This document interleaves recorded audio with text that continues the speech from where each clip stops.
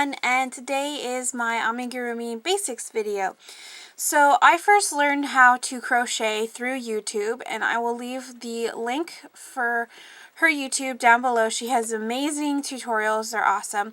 But today I'm just going to show you real quick on how I crochet, because sometimes it's a little different, and the terms and everything that you'll need to know to start on some Amigurumi tutorials, which I will be having later. First off, Amigurumi is a Japanese style crochet technique. When you normally crochet, you do it in a line, and when you amigurumi, you do it in circles. So there's two different ways you can do it. You can do it in a consistent circle, where you just keep going around and around, and usually when you do this, you want a stitch marker, which can just be a plain piece of yarn. And the other way you can do it is where you add extra rows, and you can distinctly tell the difference between the rows because you slip stitch and join each row together, and then you add an extra stitch to make up for the slip stitch. So I will show you both ways in this video and basically how to start amigurumi. So let's get started. The first thing to go over would be a crochet hook size. So personally, this one is my favorite when it comes to amigurumi, and it is a 4mm hook. And it is a G6 apparently.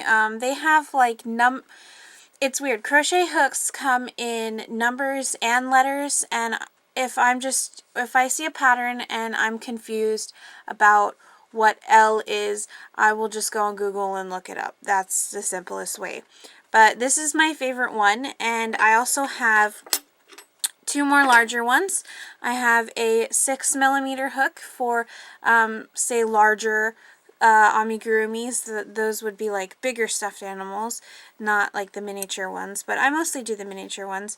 And then I have a 9mm hook, and this was to make hats. So the larger the hook size, the larger the yarn size you would like to use, and the more space there will be in between stitches. So say for instance I use this regular medium or worsted weight yarn.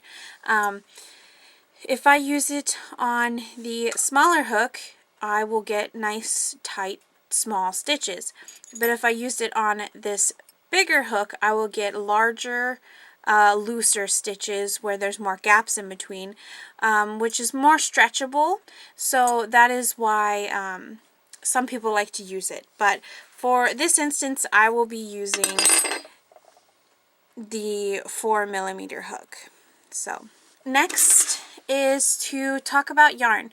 So most of the time I use just regular worsted weight yarn, anything that's about the same size. So for example, here is some Red Heart yarn, and on the packages it tells you the color, and then it also tells you the weight size, the knitting needle size, and the crochet hook size suggested to use for this type of yarn.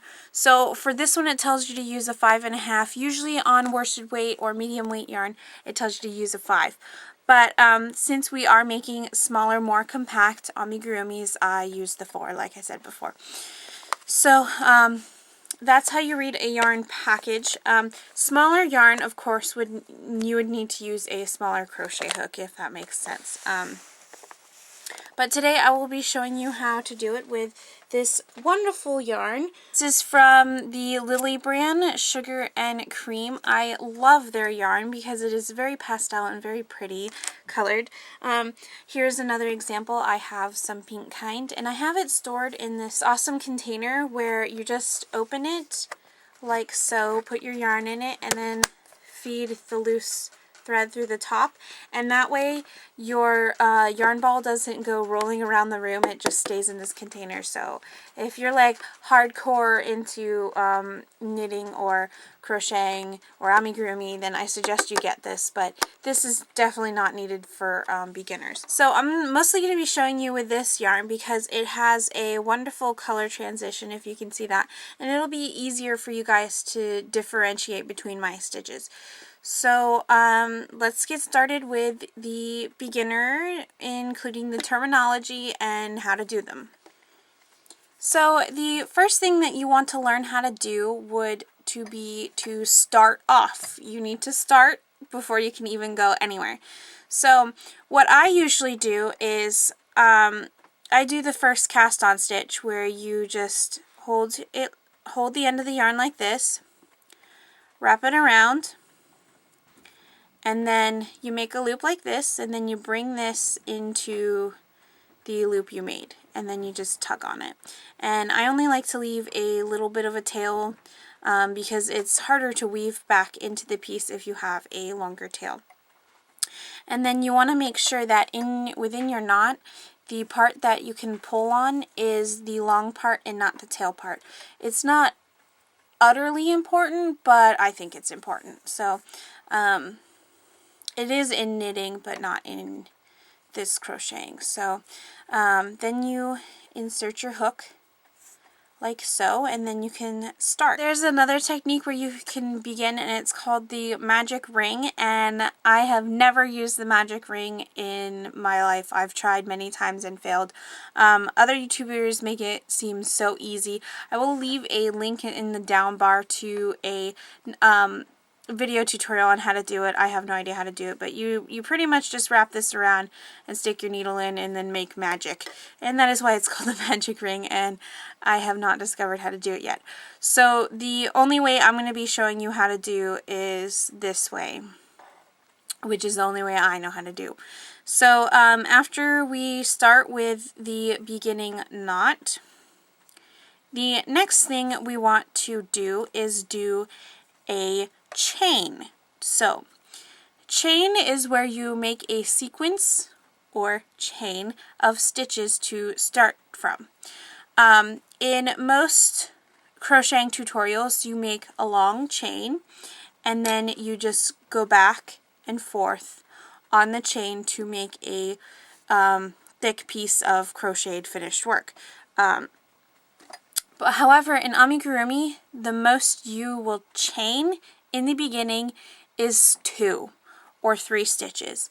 And that is because we will be working in the round and not working in the rectangular shape. So what you want to do is chain 1, and you basically drag the long tail in front of your hook and capture it and pull it through. And there's 1 and 2 and 3. Notice the more you chain, then the larger hole you will create, and that's why we usually just do a chain 2, because we want the smallest hole possible. But if you're creating something like a amigurumi donut, you will want to chain more so you have a larger hole. Like that, and that way that you will be your donut hole. So we'll go back and show you what to do from our chain 2.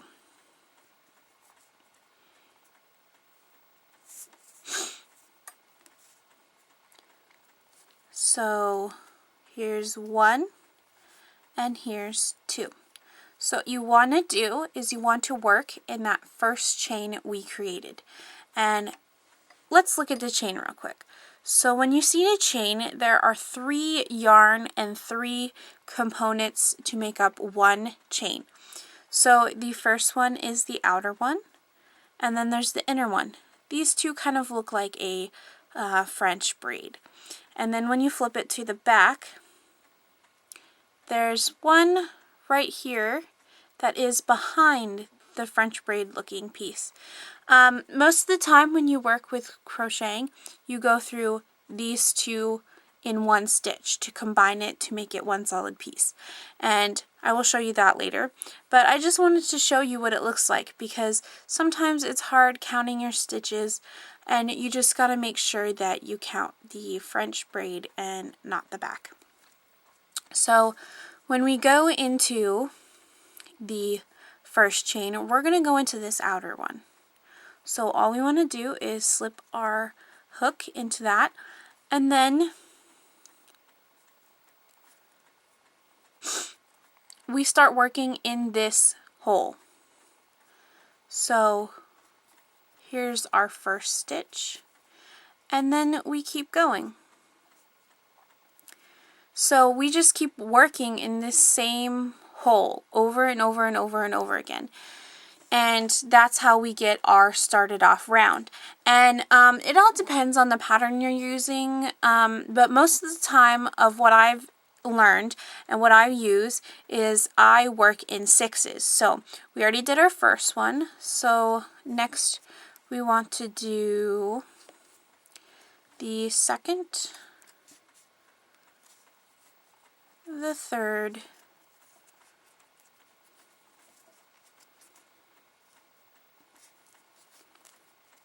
the fourth, the fifth, and the sixth.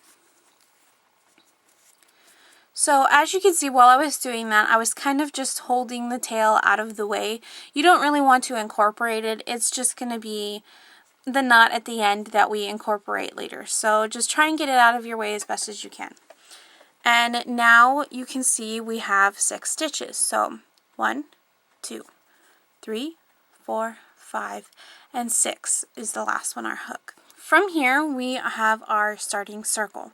And as I said before, I am using the different colored yarn so you can differentiate between the stitches. It's a lot easier with multicolored yarn than with yarn that is the same color or even have like fuzzy things that get in the way, like fuzzy yarn. The next thing you want to figure out to do is if you want to continue on using a marker or if you want to start making rows.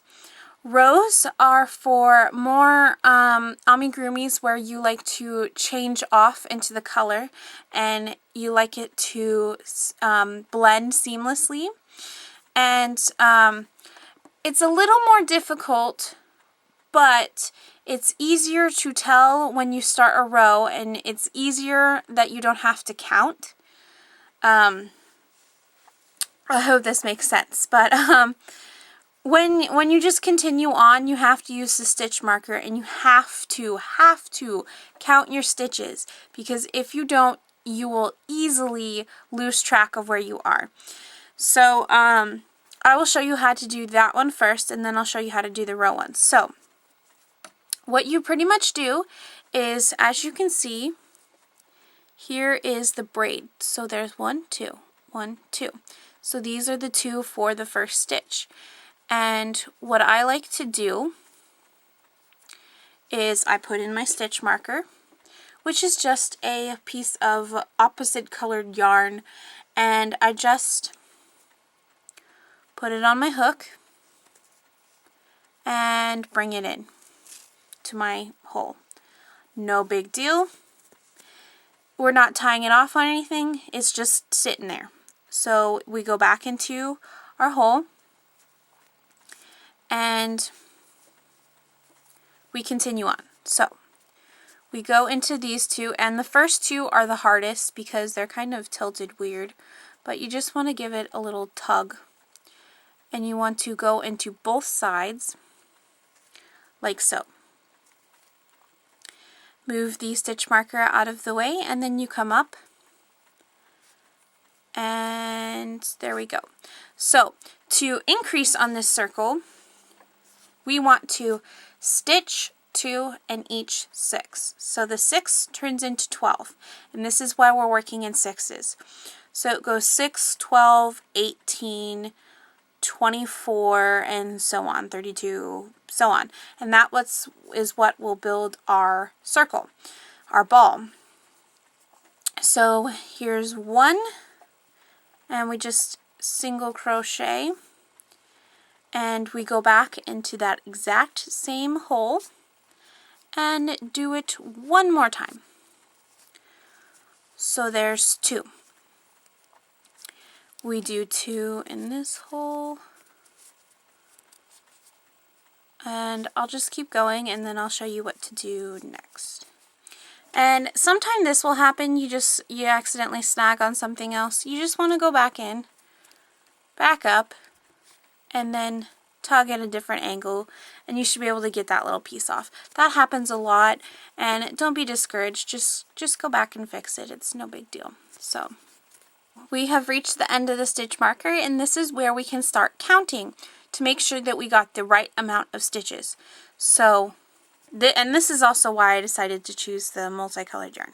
So 1, 2, 3, 4, 5, 6, 7, 8, 9, 10, 11, 12.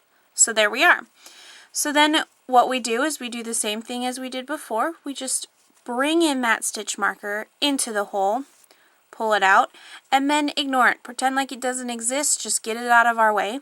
And it's just there to hold our place and make sure we know what we're counting, and you know, we don't lose track, because losing track is the hardest part.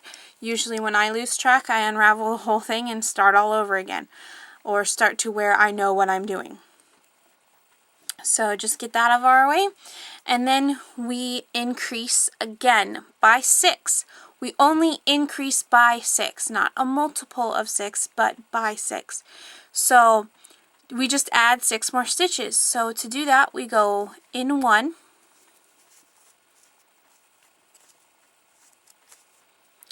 and then the second one we do 2.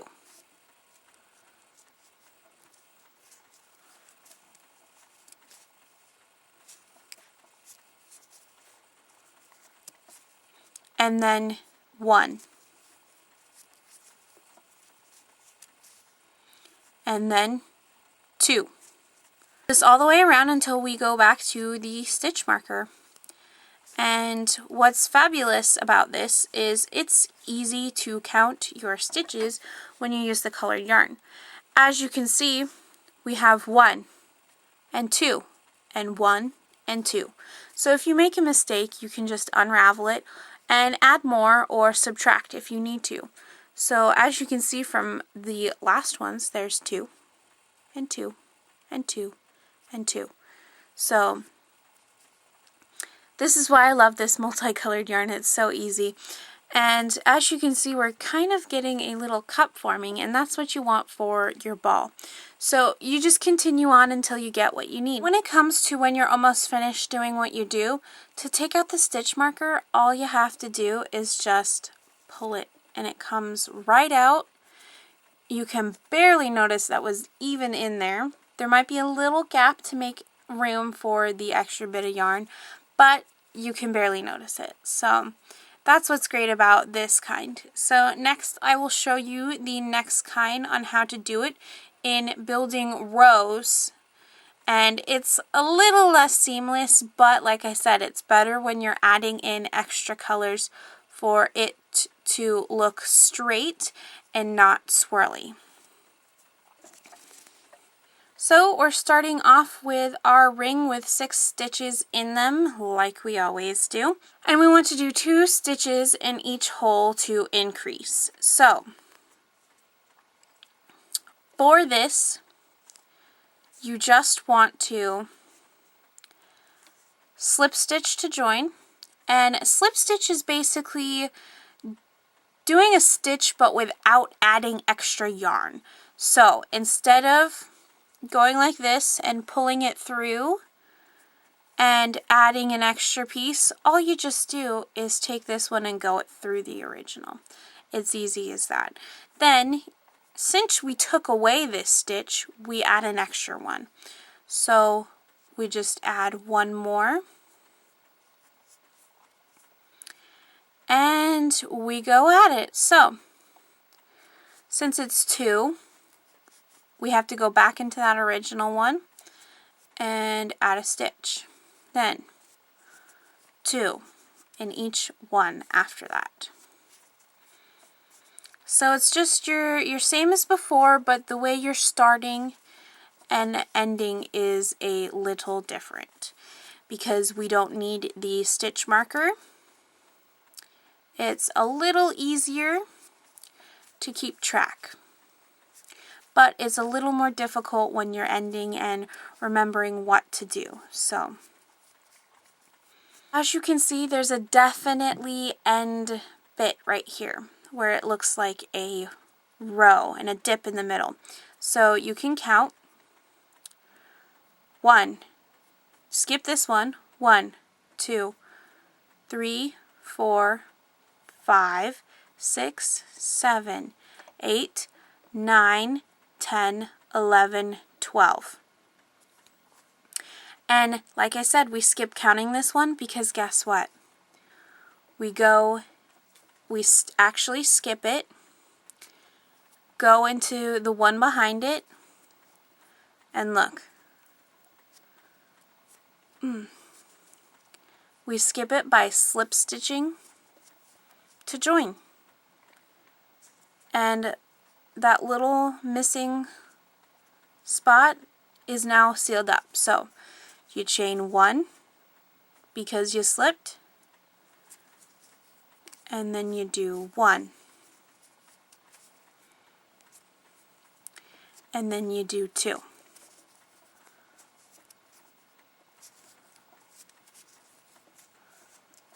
And then you do 1 and 2 until you get all the way to the end of the row. And look, you can tell when you're coming up to an end of a row, it's pretty obvious. And if not, then look, you see that little teeny tiny stitch that's smaller than the rest? That is the one we added on, and this is the one that we skip when we go to the next row. So 2, 1, and then 2. And since we're working in 6s, it is even. So the one we always land on is the one we have doubles on. So there's the 1 and there's the 2 doubles, and look, there's our tiny little stitch. We skip it, slip stitch to join, and then chain 1, and there's our tiny stitch again.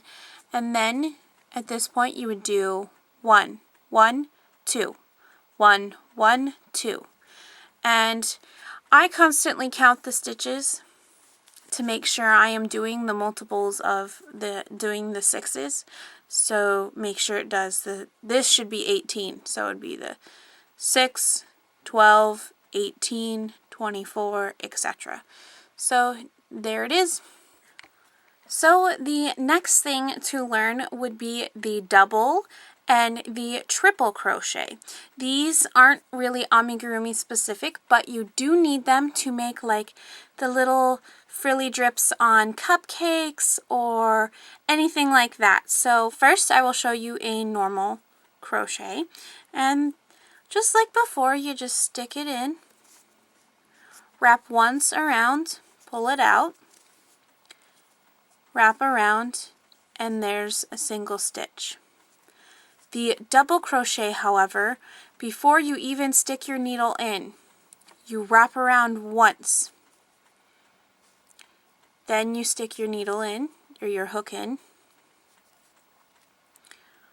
and act like you're doing a single crochet, but you have an extra loop. So what you do is you wrap around, pull through the first 2, wrap around again, and pull through the last 2, because we work in sets of 2s.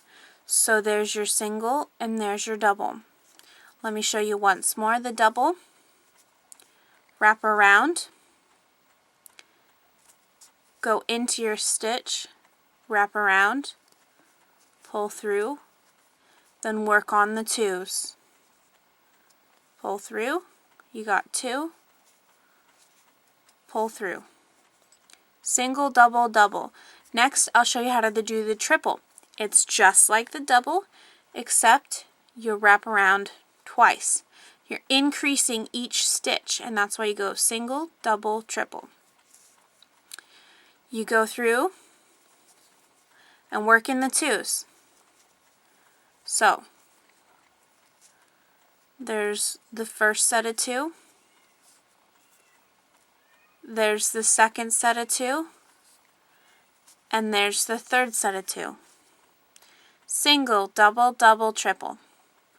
And then we go back And this is how we end up making our designs, our wonderful little drips, is we just go back in the pattern that we just did. So you do the double, and then you do another double because we did 2 before.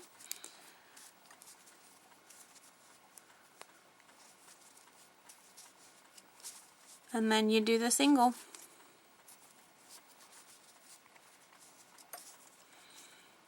And as you can see, our little circle now has a little drip hanging from it. And that's how we get our cupcake toppings, or to make some sort of like flower-like design. So there's the stitches and how they work. So now that I've gotten a little bit going, I would like to discuss the right way and the wrong way to amigurumi. So as you start crocheting, you'll notice that if you're doing like a circle, which most amigurumi is a circle, let's face it, you will notice that it starts to form a cup.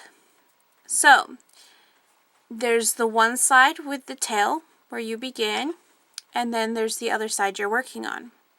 So if you look carefully, there's a distinct difference in the patterns of both sides. So the easiest way to tell is the side with the tail sticking out is the wrong side. You can also look within the pattern. You get a little V with a line at the bottom. The right side looks like this. So you get a little V that's overlapping, and the stitches are facing outward compared to this side. So this is the side you want on the outside of your project. So this would be like a bunny's forehead or something. And this is the side that you want on the inside. Plus the fact that you want to hide this tail, so you just keep it on the inside. Like so.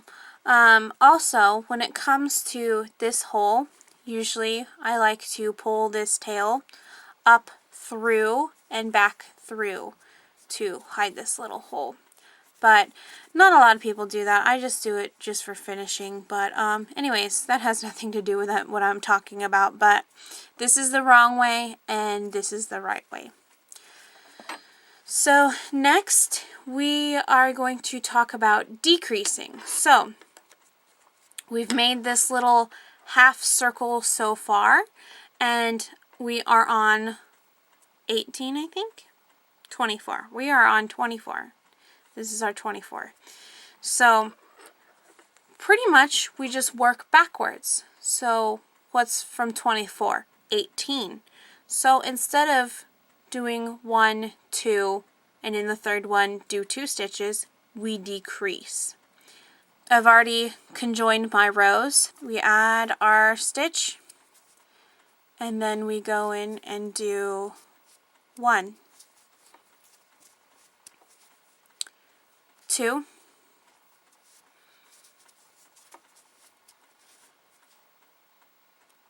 and whoops. And instead of in this third one doing 3, we combine these 2 into 1 stitch. And how we do that is, what we want to do is, you can see in the braid, there's 2 sides. We want to take the side nearest to us, slip on the 1, and slip on the extra. And the reason we want to do it on the one nearest to us is if we do it on the one farthest to us, we will see these 2 floating stitches when the project is done. You take the 2 nearest to you and make 1 stitch out of it. Crochet 1, and there you go. And then you go to the next one and do 1, 2, and on the third one you grab the front and the other front and combine them. And this is kind of hard sometimes because they like to snag. and then combine them, and there you go, and that's how you decrease. So after decreasing to 18, you decrease to 12, and after decreasing to 12, you do it to 6, and you should be able to finish off and get a nice round ball. So that was my Amigurumi Basics tutorial. I hope this helps everyone out and makes it easier for you guys to understand my other tutorials. And like I said, please check out the links down below to other amazing YouTube tutorials on how to crochet, probably way better than mine. If you have any questions or comments, leave them down below, and I might make a part 2 if I need to clarify anything else if you guys need any more information. So I hope you guys have a wonderful day, and I'll talk to you later. Bye!